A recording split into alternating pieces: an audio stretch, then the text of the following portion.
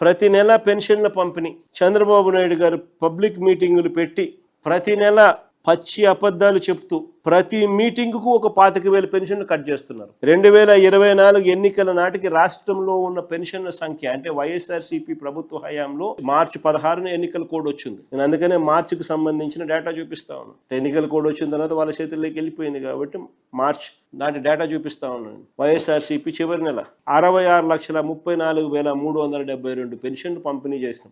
ఈ నెల చంద్రబాబు నాయుడు గారు ఇచ్చిన నెంబర్ అది 60,96,108.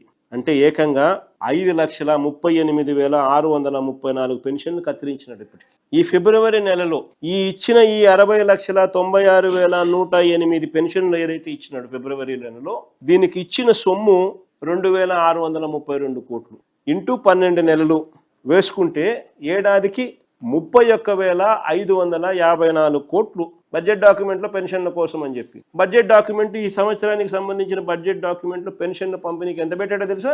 27,719 కోట్లు. అంటే ఆ 27,719 కోట్లు ఇదే లెక్కన ఎన్ని పెన్షన్లకు వర్తిస్తుంది అని చూస్తే అది తగ్గి 53,50,115 పెన్షన్లకు వర్తిస్తుంది. అంటే ఈ సంవత్సరం చంద్రబాబు నాయుడు గారు మరో 7,45,993 పెన్షన్లు కట్ చేయడానికి సిద్ధమన్నాడు అని చెప్పకనే చెప్తున్నాడు. ఈ ప్రభుత్వం వచ్చిన తర్వాత కొత్తగా ఒక పెన్షన్ ఇలా కొత్త వాటి కోసం కనీసం దరఖాస్తులు కూడా తీసుకోవడం లేదు.